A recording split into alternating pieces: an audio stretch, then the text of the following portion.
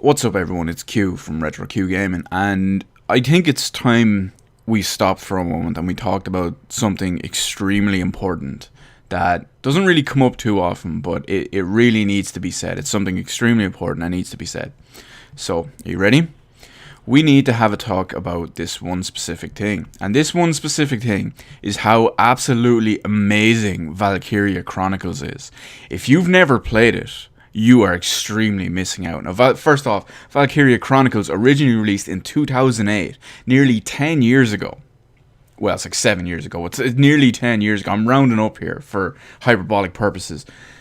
Nearly 10 years ago, on the PS3, Valkyria Chronicles released.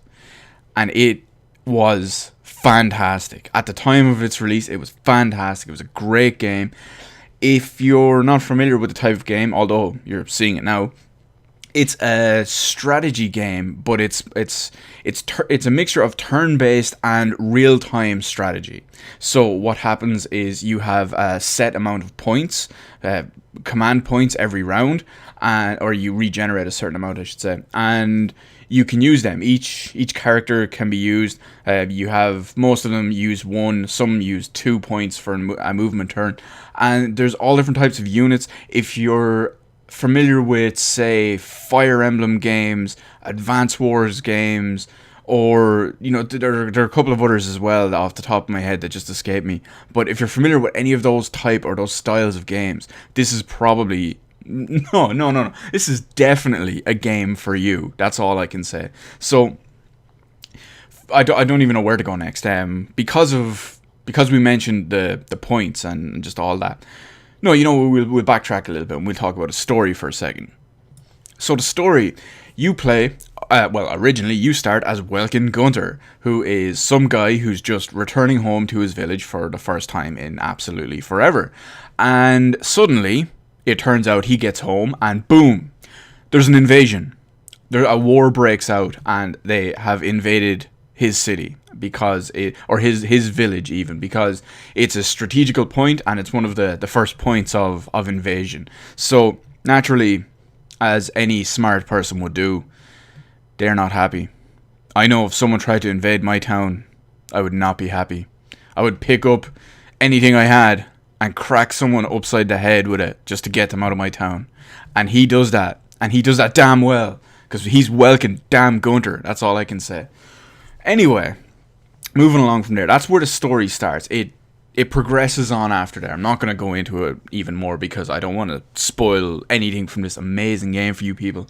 But what really needs to be said is that the tutorials come hard and fast. That's the main thing.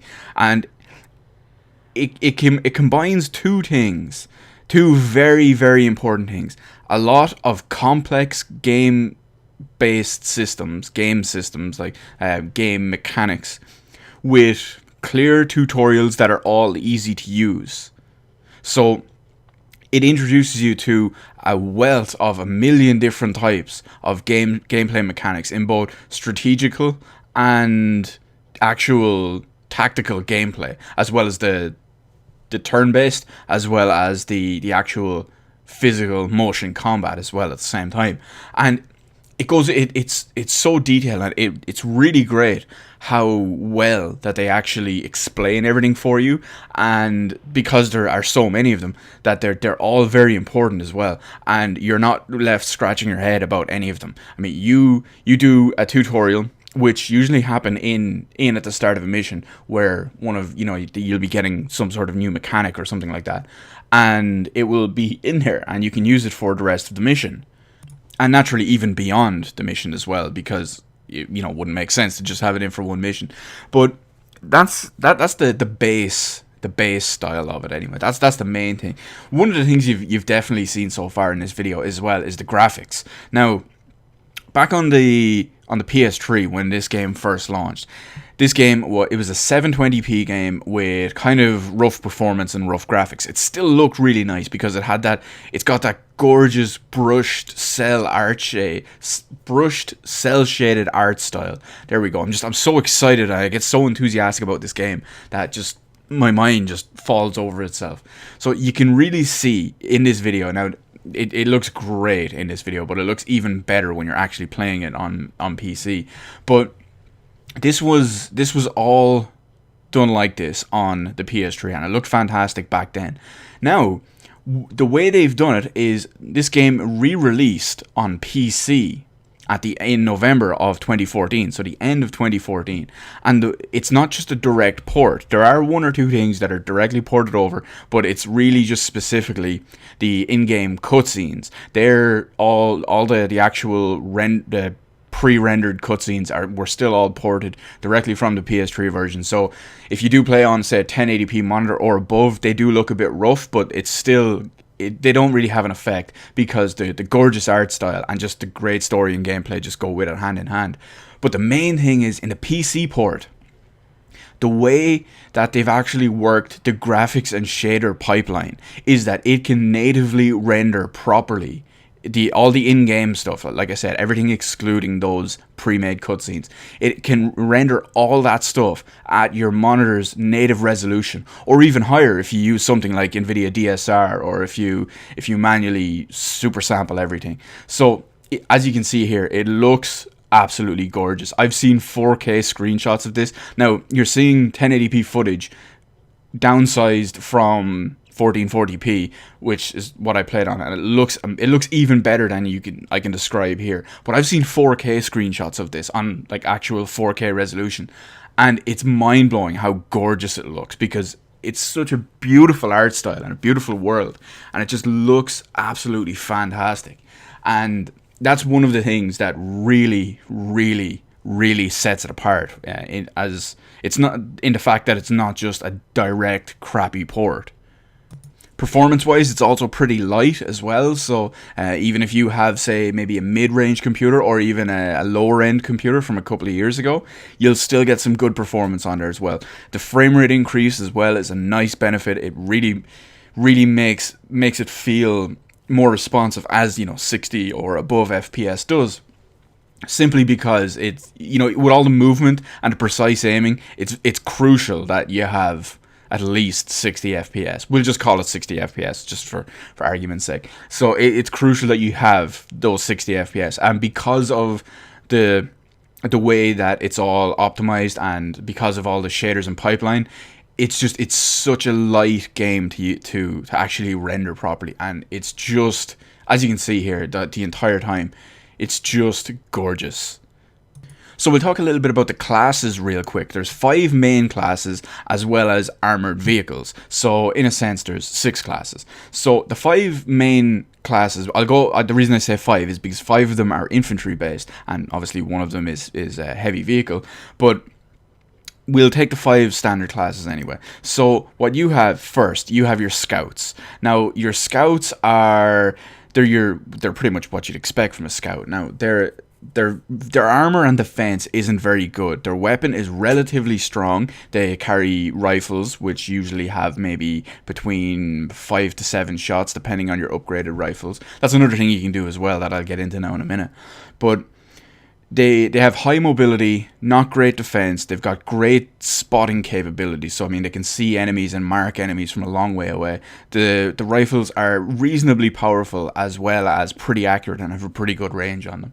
So I would say they're your scouts, because they're your scouts basically. So you send them out carefully, of course, and you work around them. So they can still hold their own a little bit in a fight, so it's not too bad if they get caught. But the main thing is their high mobility, because you can cover a considerable amount of distance in one scout turn. Because if you use the same unit more than once per turn, their maximum amount of movement, their maximum amount of movement per second and subsequent turn drops. But like I said, only for those turns. When you go to a combat phase, or when you go to an enemy phase and then back to a player phase, it's back up to full. So that's your what do we call them? Scouts. So after scouts, you've got your shock troopers. Now your shock troopers, their mobility isn't as good, but their armor is a little bit better, and the main thing is they've got a heavy damage machine gun. So you know what you're going to do, and they're kind of the backup, defensive, and heavy assault kind of things. I mean, if you want to go in and mess shit up, you send in some shock troopers. It's that easy. So I mean, they run in, they fire off 20 rounds with a machine gun. Obviously, each individual round, say compared to maybe a rifle from a scout, is going to be less damage, but you've got a sheer amount of them, which is where the shock troopers really shine. After that, you've got the engineers. Now, the engineers are not very. The engineers have like a medium amount of movement points and mobility. They don't have. Their defense is arguably zero. Like, their defense is very low. They do also carry rifles, just like the scouts, but they're not as proficient with them, so you won't get as good accuracy, range, or just damage out of them. But the main thing you have with engineers is engineers can recover or restock, if you will, everyone else's equipment. So certain things, say grenades and certain shells and certain rockets have a limited use, a finite use, and you get maybe one each round, or you can run an engineer up next to the person or the tank, and it will replenish their actual supply of whatever you need. So be it rockets or be it whatever. And some of the other things that engineers can also do is, if there's sandbags that everyone can hide behind, it increases your cover rating and your defense, obviously. But if sandbags get destroyed at all, engineers can repair them and bring them back for use. You can also say engineers can disable mines. I can't remember if they can disable anti-personnel mines, but they can definitely disable anti-vehicle mines. They're two different types of mines, and they can disable them. They can also repair vehicles as well, which is something only the engineers can do.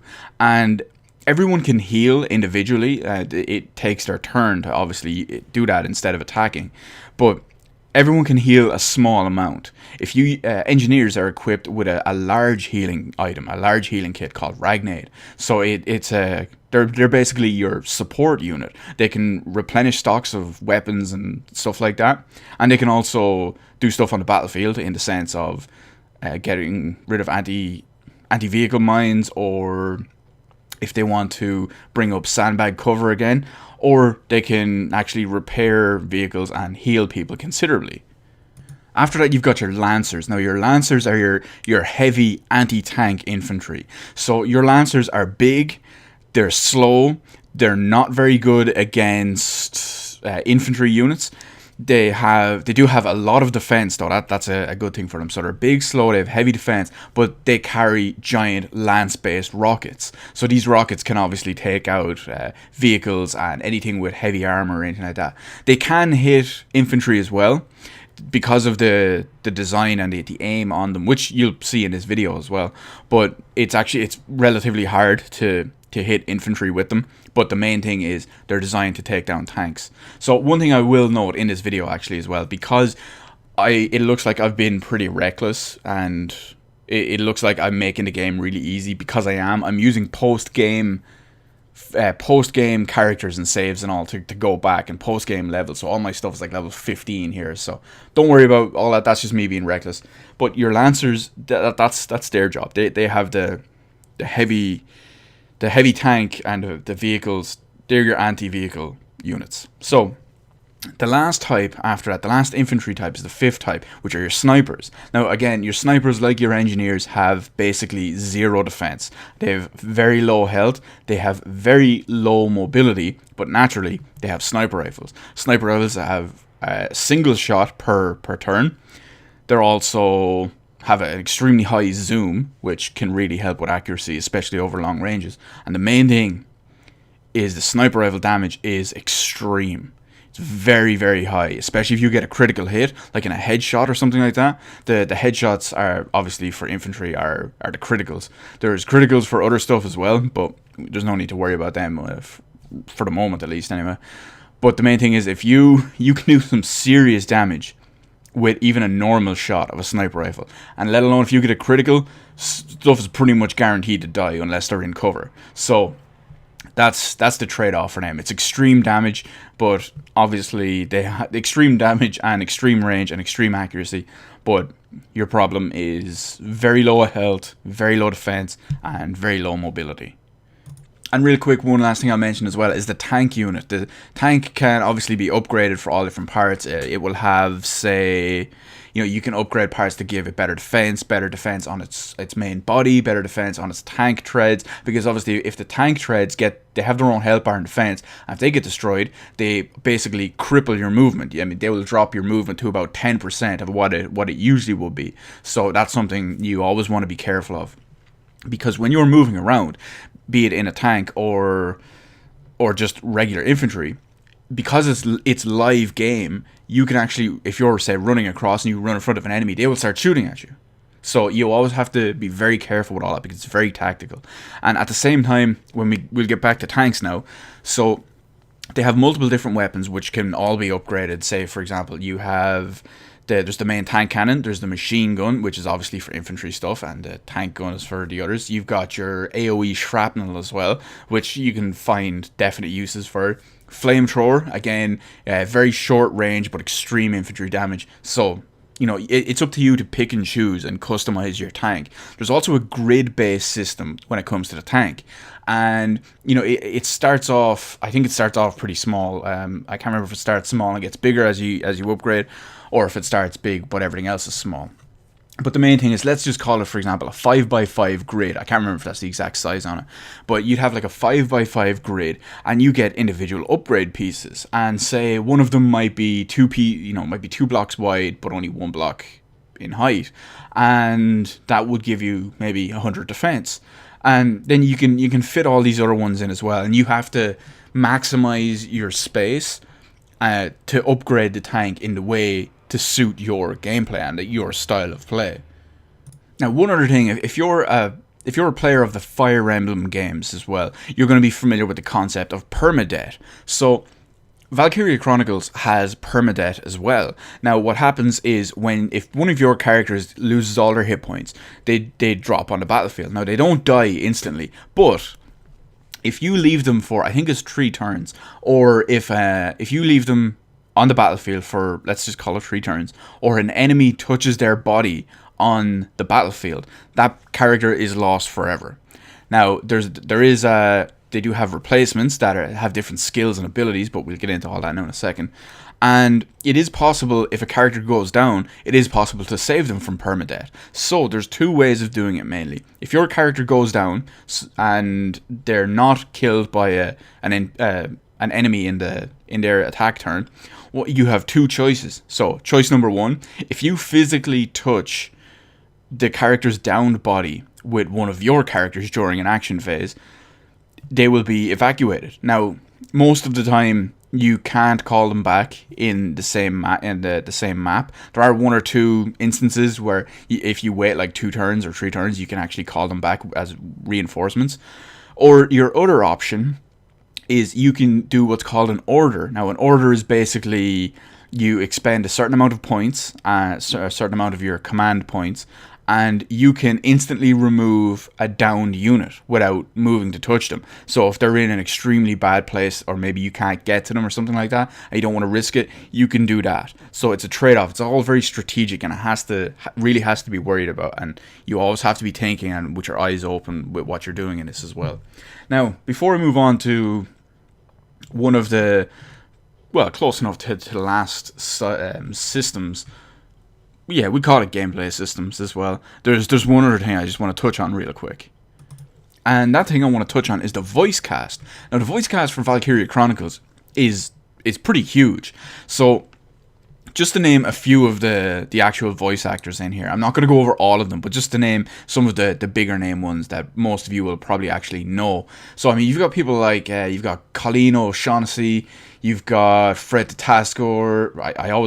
I'm never sure if it's Tatasciore or Tatasciore, just because it looks strange. You've got, say, Laura Bailey, Steve Bloom, Carrie Walgreen, Robert Atkin Downs, Dwight Schultz, John DiMaggio, Gray Griffin, Liam O'Brien, Nolan North, Quentin Flynn, Roger Craig Smith, and that's only about half the actual voice cast. There's about twice as much as I actually listed. So that's a pretty significant voice cast. So we'll move away from the voice cast now, because that's just icing on the cake. We move into one or two of the last remaining systems. There's not really many left to touch over. So obviously, as I mentioned, when I did mention permadeath, there's a recruitment style. Or there's a recruitment room, basically. You can only have a set amount of characters in your roster at once. Or should I say, in your available roster. There's 3 types, basically. So the first one is the more broad and basic one. This is your huge list to choose from. You can only do this between missions back at headquarters.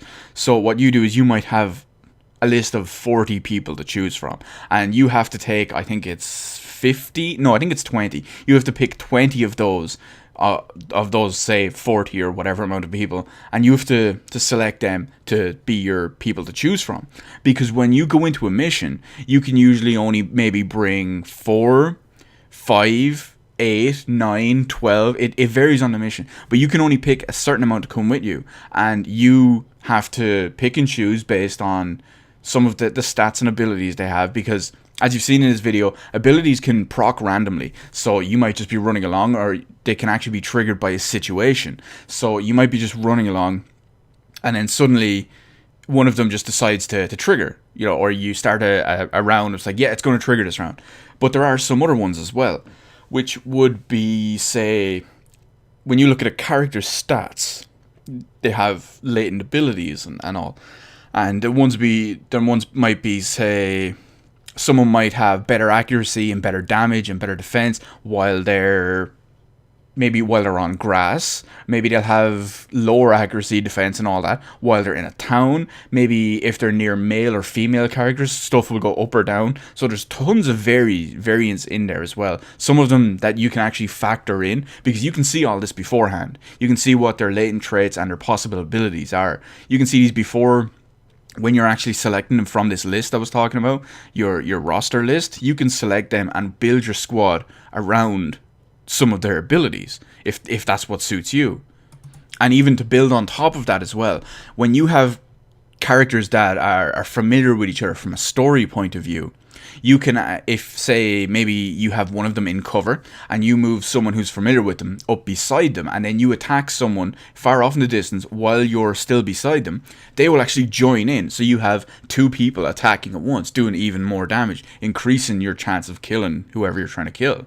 So it's really tactical in that sense, and it really adds an extra couple of dynamics. I say couple because you've got the abilities, the standard passive abilities, you've got the possible active ones, and you've got the ones that say the familiarity with other characters. So there's 3 different types of mechanics that you need to take into consideration while actually making all your squad to pick and choose from. So that's the 3 of the squad recruitment style covered. Once you have your second list, this is your middle list, your 20 people that you want to bring and have to choose from, you can actually individually kit them out. There's 2 ways of doing that, really. Excuse me, talking so much in this and just so enthusiastically. But you can research and development.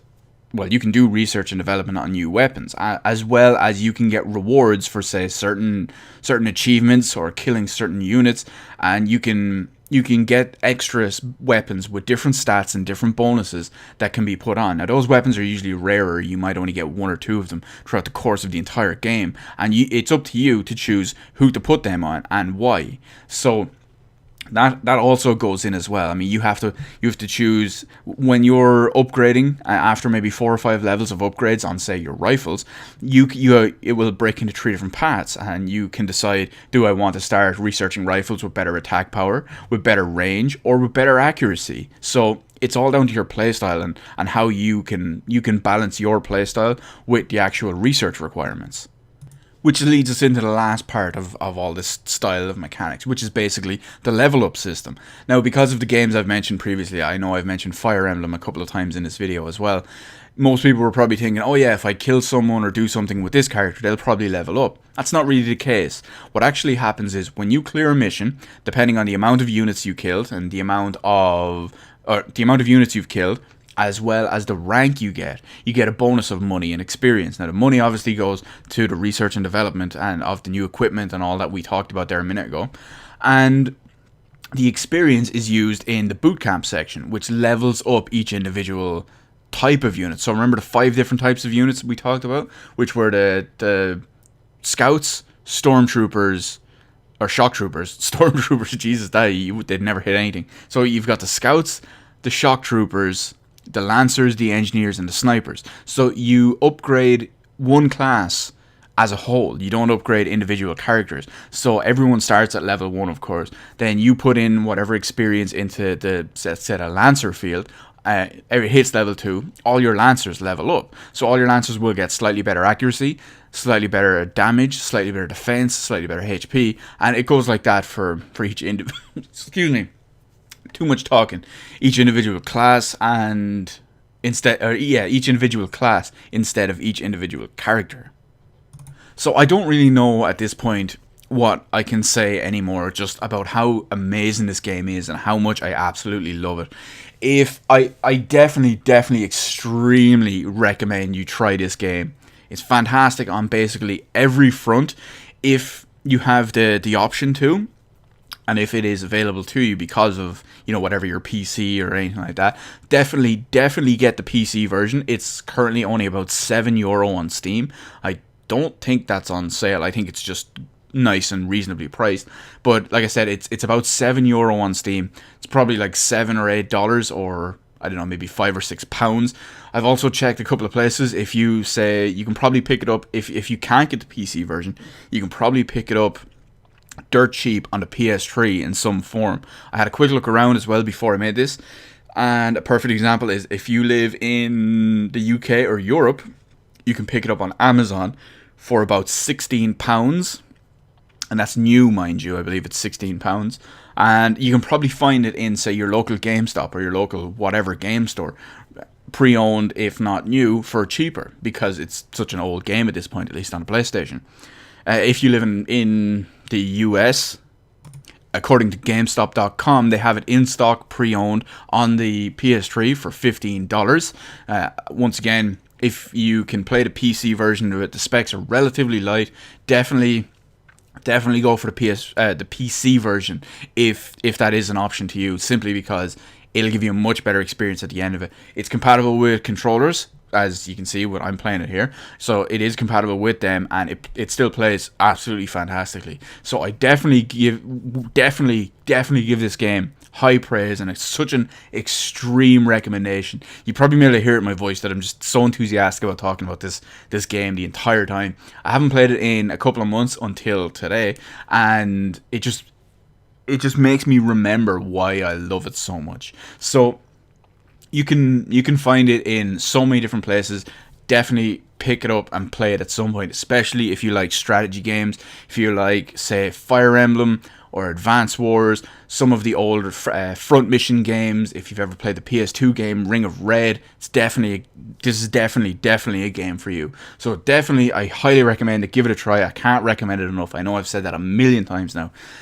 Anyway, now I can actually slow down and take a breath. So let me know in the comment section below what you think of this game from anything you've seen in there. Have you ever seen it beforehand? Have you ever seen it, say, someone play it somewhere else online? Have you seen videos for it? Have you seen it on Steam? Have you seen it on the PlayStation Network? Whatever. What did you think of it? Be it from just what you actually saw and looked at, or if you've ever been curious about it and maybe actually not played it, or what you think about it from this video, despite my extreme crazy man rantings. So let me know all that in the comment section below. Hit the like button, hit the subscribe button. You can follow me on Twitter, details in the description below. Thank you for watching. I will see you on the rest of the videos in my channel, and definitely let me know if you actually ever get around to trying it. If you haven't tried it before this, even if this entire video had no bearing on you actually trying it, let me know if you did try it, if you have played it, if you haven't, if you're going to try it and eventually do. Let me know all that as well, because I just want so many people to play this game. It's just fucking great. Anyway, thanks for watching.